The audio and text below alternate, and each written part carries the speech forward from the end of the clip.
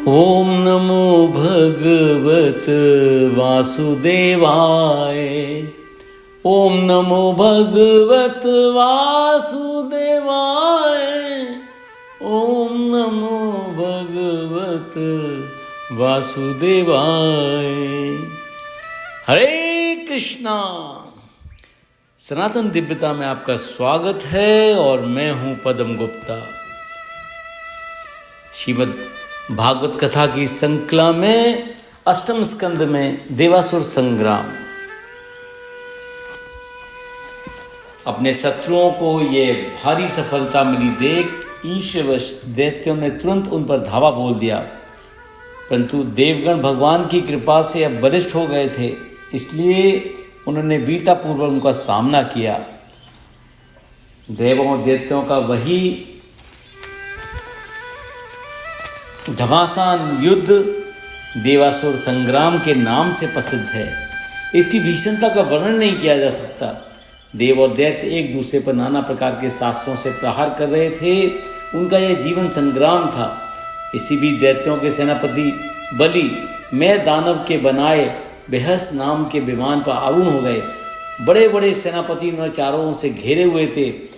असुरों ने देवताओं को युद्ध में अनेक बार परास्त किया था, इसलिए वे भी अपने को कुछ कम नहीं समझते थे। अब दो दो की जोड़ी में वे विकट रूप युद्ध करने लगे। बलि इंद्र से, स्वामी कार्तिकेय तारकासुर से, वरुण हेती से और मित्र पहेती से भिड़ गए।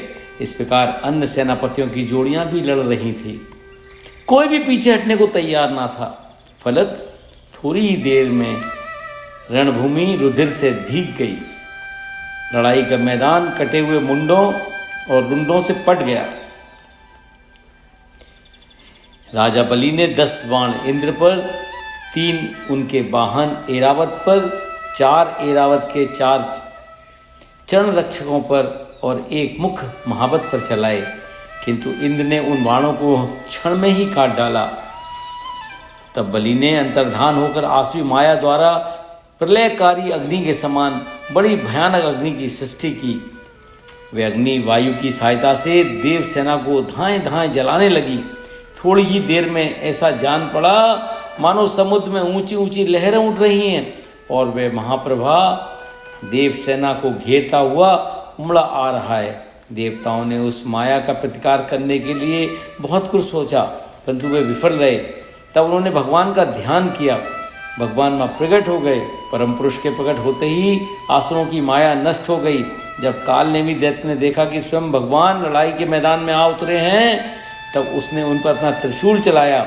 भगवान ने तुरंत उस त्रिशूल को पकड़ लिया और उसी से काल नेमी का अंत कर डाला।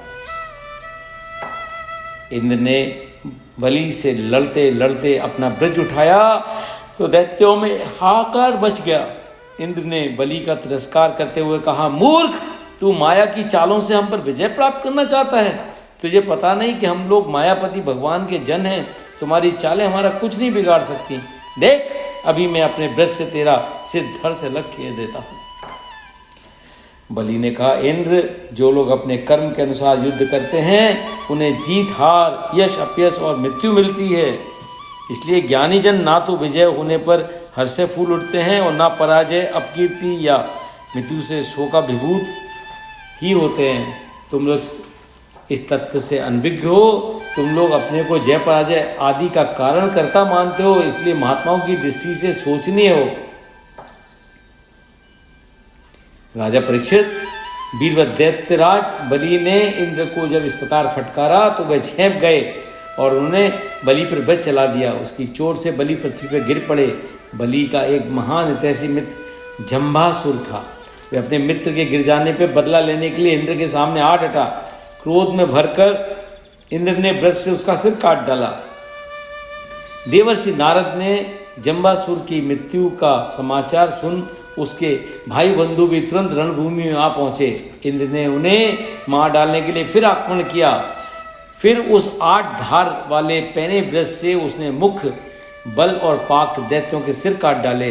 अपने भाइयों के मारे जाने पर दैत्य नमुची को भारी शोक हुआ।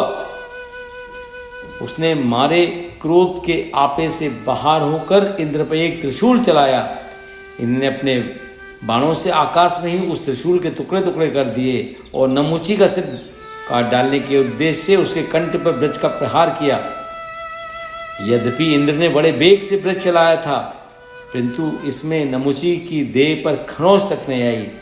जिस ब्रज से महाबली वृत्रासुर को मार डाला था, नमुची की त्वचा से उसका तिरस्कार कर दिया। यह देखकर इंद्र डर गए और छोड़ने लगे। स्रष्टा की तपस्या का सारी वृत्रासुर के रूप में प्रकट हुआ है, उसका भी मैंने इस ब्रज से अंत कर डाला।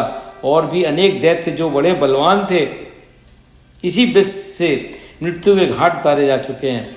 क्या कारण है कि वही ब्रज इस तुच्छ असुर को नहीं मार सका? इंद्र इस प्रकार चिंतित थे, उसी समय आकाशवाणी हुई, ये दानव ना तो सूखी वस्तु से मर सकता है, ना गीली से। इसे मारने का तुम कुछ और ही उपाय सोचो। आकाशवाणी को सुनते ही इंद्र ताड़ गए कि समुद्र का फेन तो सूखा भी है और गीला भी। अतः उन्होंने समुद्र के फेन से ही नमुची का अंत कर डाला। इसी प्रकार वायु, अग्नि, वरुण, अन्य देवताओं ने भी अपने अस्त्र शस्त्रों से विपक्षियों का संहार किया। ब्रह्मा जी ने देखा कि दानवों का बीज तो नष्ट हुआ जा रहा है, इसलिए उन्होंने नारद को देवताओं के पास भेजकर उन्हें लड़ने से रोक दिया। देवता देवर्षि की बात मानकर युद्ध से हटकर अपने अपने लोगों को चले गए। उधर दैत्य आहत बलि को लेकर अस्त्र को चले गए। वहाँ शुक्राचार्य ने बलि की और असुरों को अपनी संजीवनी विद्या से पुनर्जीवित कर दिया। शुक्राचार्य के उपचार से बलि को चेतना और स्मरण शक्ति आ गई। बलि समझते थे कि संसार में जीवन मृत्यु, जय पराजय आदि तो होते ही रहते हैं, इसलिए पराजित होने पर भी उन्हें किसी प्रकार का खेद नहीं हुआ। बोलो विष्णु भगवान की जय।